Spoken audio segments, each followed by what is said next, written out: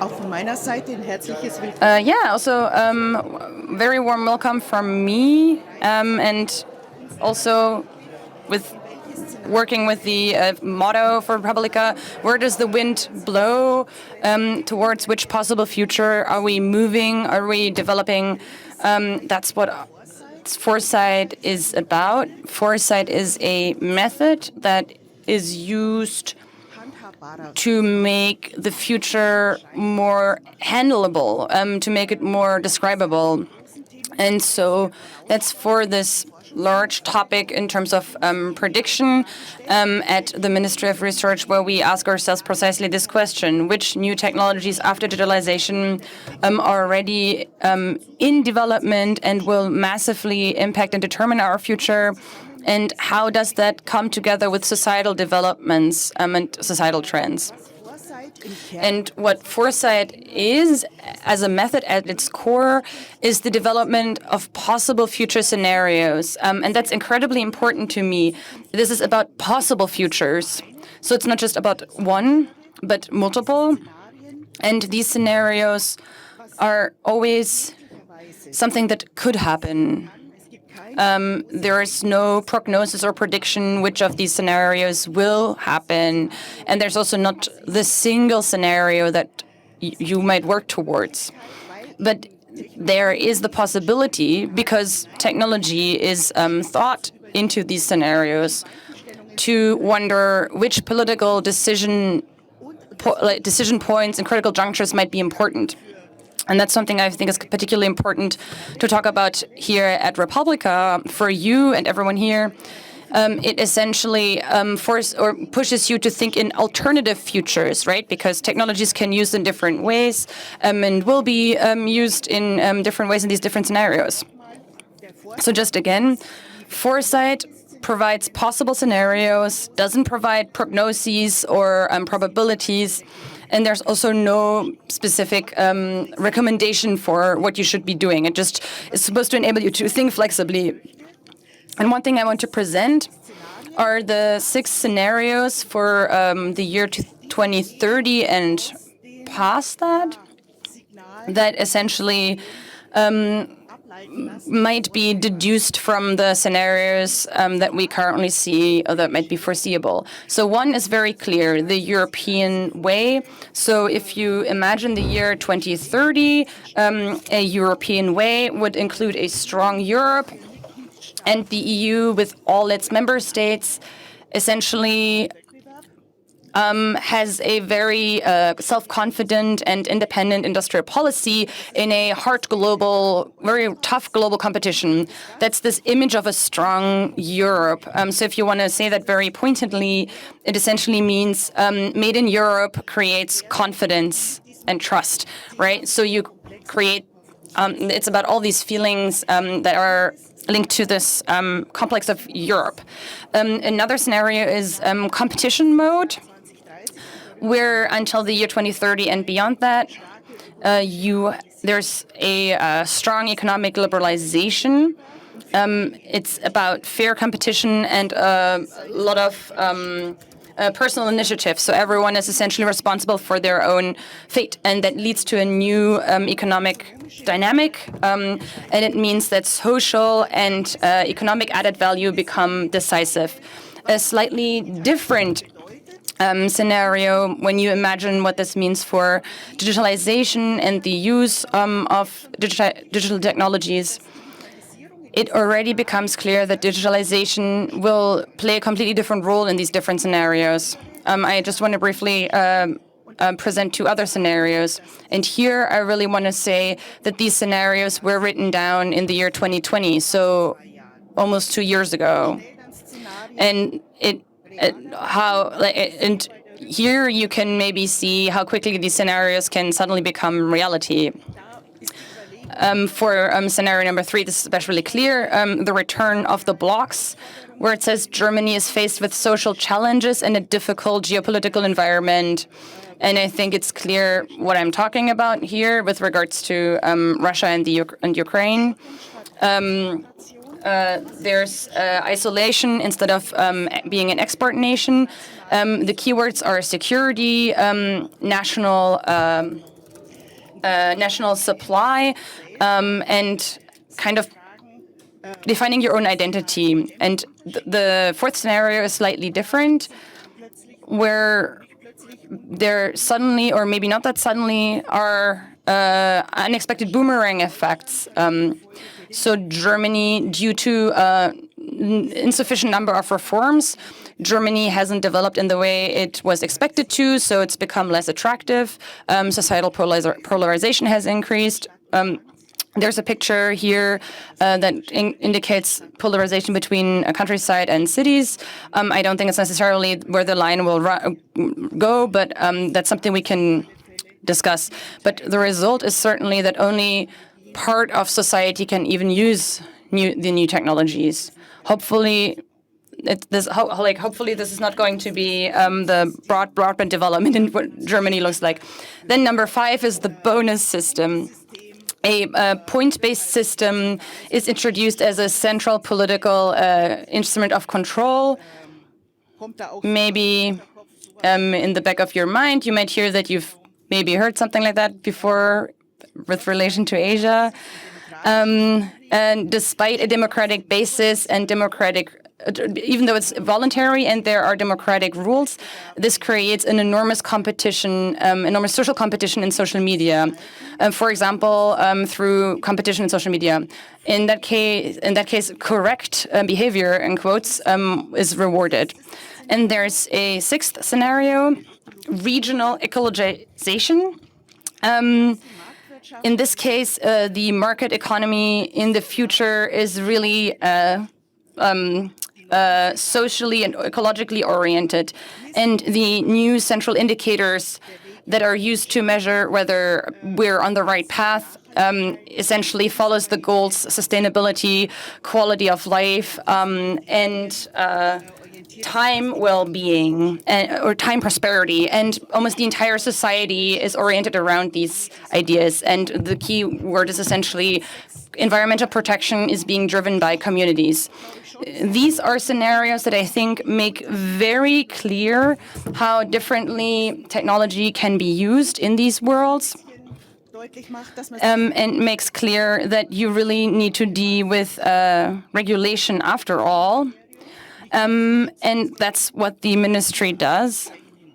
And that's what happens across ministries, where you need to ask yourself what for and how can technologies be used, and essentially regulate based on that. Here, this was a different part that built on these scenarios, where this working group future, what are kind of overarching conclusions from these scenarios with regards to digitalization. When we think across all of these scenarios and how is digitalization developed further, how it is used, what are the core findings? One conclusion is trust will be central. When everything constantly changes, that's something that we're all experiencing right now. This change will also happen in the digital sphere. And then this poses the question, who can I trust, and what can I depend on, and how does this become tangible for everyone, every single individual? There's like a weighing between use and risk, which is going to become incredibly difficult.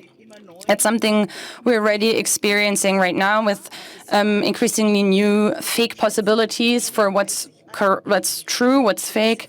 How do I judge this? The big question in a smart city, who do I even give my data to? Who has my data?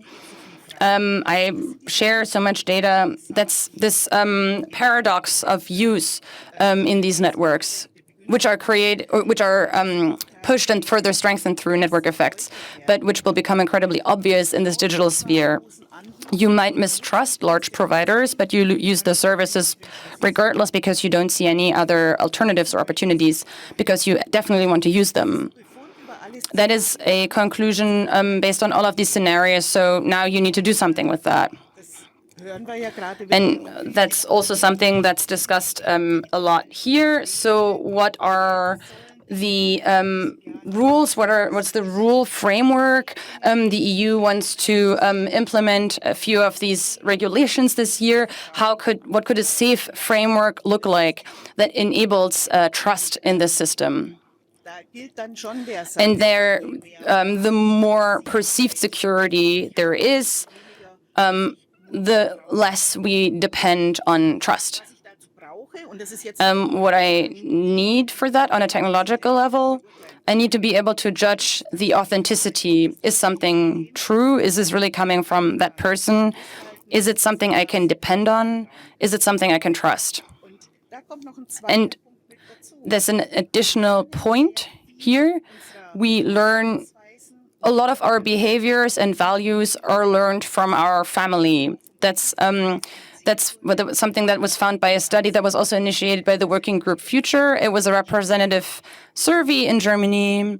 And when the change happens so quickly, and we all experience that it's younger people who are more likely to be able to deal and use digital media and use them a lot, then we can't really depend on and fall back on these learned behaviors. That's a new topic and new problem that deals with this rapid acceleration of technologies, especially in the field of digitalization. So now I've presented these possible scenarios. And for the topic digitalization, I've presented these conclusions from these scenarios, especially for particular key technology. For now, I would like to briefly present what we think might be new key technologies. And here, so I just very briefly, what is a key technology? It's something that can be used, applied in many different sectors, in technology sectors. It has a strong non-substitutable complementarity, so it can't be replaced by anything else, and it has a high potential for significantly increasing the performance with the key technology itself. So it's essentially enabling technology, so a technology that enables us to do something that we want. So for digitalization, it's completely without question, key technologies, digitalization needs to happen and needs to be pushed. But I would like to talk about biotech as a new key technology. There's already quite a few examples that we can already see, and there are some societal trends that already make it clear that we're increasingly dealing with biotech. Kimchi, soy, fermenting, making things durable. That's something that you can already see in a lot of startups in Berlin. What does biotech mean? It simply means using microorganisms such as bacteria, fungus, or enzymes, and appropriate technology, using those to create a product. I already mentioned tofu, kimchi, even bread or wine, but also things that are created anew with for example, using fungi to create new building materials. All of these are ultimately biotechnical implementations. So once we bring together biotechnological knowledge and technological usage and create biotechnical tools, that means that that will also entail using gene technology. Gene technology is simply a central part of that. It's a highly dynamic field of research. More than a third of research funds of the German Research Foundation, which is the most important source of research funding for universities. So more than a third of that goes into the life sciences. So that means specifically applications like this from medicine, biology. It's one of the most important use cases. that's one thing that we've just all seen very vividly recently with the new mRNA vaccines against COVID. And I specifically mention mRNA vaccines because it's these types of vaccines that are really using this new knowledge from a key technology. There's digitalization, there's math, there's hardware development. There's the driver of this research is from biology, medicine. That's a large field of use and lots of new fields of usage that are all kind of located in biology, that are all not being developed anew, but that have been around for a long time, but are now becoming key technologies. So what happens in research is that new understandings are created of processes on a molecular level, so on the DNA level, up to biological variability, so that what we all wish for, biodiversity, can happen on the level of cells. But there's also regulation between the cells, even up to the regulation of togetherness in an ecosystem. So this is a new key technology and has already demonstrated that it can go very quickly, for example, in case of the COVID vaccine. And what's a big challenge ahead of us now is sustainability. I'm using the EU taxonomy on sustainability here. It's a complex that biotechnology can contribute a lot to. And I think it's very important to think about whether biotech can make a contribution here and how, and to think back and reflect under which circumstances do we wish for biotech to participate in sustainability. And the EU also implemented that into the taxonomy with the do no significant harm principle that always applies.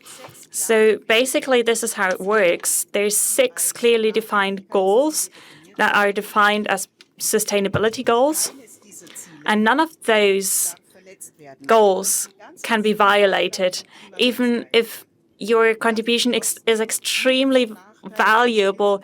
You can't violate any of those principles. For example, you can't harm the goal of sustaining ecosystems. And if you were to do that, your whole contribution would make no sense. So that's one principle. And the other is minimum standards that must be kept. Those are social standards that affect people who are working in the production, also the end consumers or the communities, and that might be states, regions, cities that are part of the supply chain. And I think this is a very high ambition before you launch new technologies, digital or biotech, or key technologies such as, for example, quantum technology. So if we look at possible applications, climate protection, so that means CO2 reduction, taking CO2 out of the air. This can be done via photosynthesis, so plants do this, and that means like permanently taking CO2 out of the atmosphere, adjusting to climate change. So that means, for example, can we get away from crude oil by using plant products such as hay to make chemical substances? Because all of this is based on carbon, basically on C. So those are words that we might be able to speak with ease in 5 years. Like we use terms like software and hardware, like everyday vocabulary. So the third point is a sustainable use and protection of waters and oceans, because right now we have we use bycatch to feed fishes from fish breeding, and it would be good to replace that.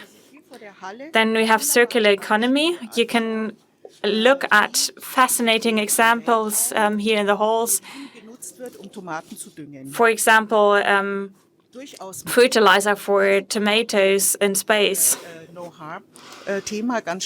And I was just involved in a discussion about the question, aren't you creating parasites when using fertilizer and introducing that to fields? Those are some of the first questions you have to deal with. And if you find a good way there, technologically, this is the very first process to eliminate the harmful parasites and germs, so that our material that we use is not infectious. And many laws are basically obstacles in that process right now, laws that protect us actually to prevent parasites in agriculture. But if there's other possibilities, you sometimes have to reflect on the laws. This is a topic for the ministries and also for the foresight process. Then we want to reduce contamination of the environment. Recyclable plastic or biodegradable plastic is a very well-known technology. Vanillin is a very prominent topic. You can use the true vanilla bean. It's a kind of orchid, but it needs a lot of space and a lot of water for irrigation. And right now, we have the possibility to create that biologically or chemically to grow those plants. We can recreate the molecule with the same taste. So the question is, how important is that to us, and how do we want to deal with that? Those are discussions that should be on top of the agenda in the coming years. Now, let me look at the time. I promised you to give you the opportunity to ask questions. So if you have questions, I would like to stop at this point, and thank you for your attention, first of all.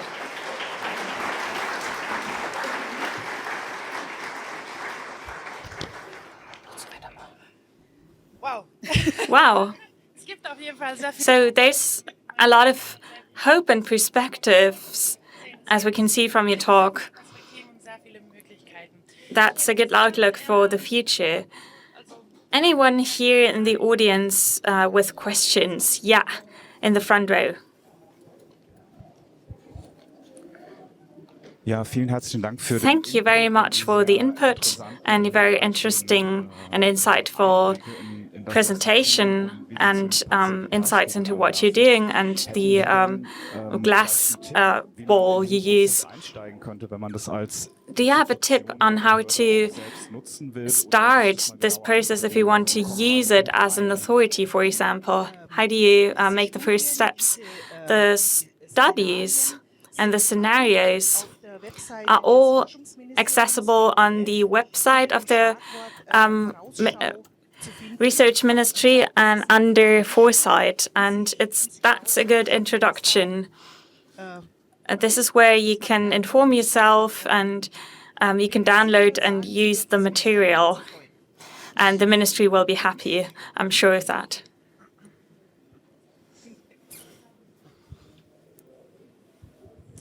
Thank you very much for your presentation. My name is Chiara, and I do foresight myself for a large company funded by the federal government. And I was wondering, how do you develop strategies from the scenarios so that foresight is not just intellectual discourse, but becomes tangible and implementable? That's a very interesting question. I'm not the correct person to answer that. Those are the people who work in the ministry and work in the single committees. But I can give you a broad overview. We just discussed that topics around the circular economy should be implemented in the interministerial exchange processes. So like in every big organization, those are the central questions. How can you broaden that? But it's clear that in the process of the working group future, we're not developing strategies for the ministries. That is not our task and not our goal. So we need to conclude this presentation. Thank you very much again. Big round of applause.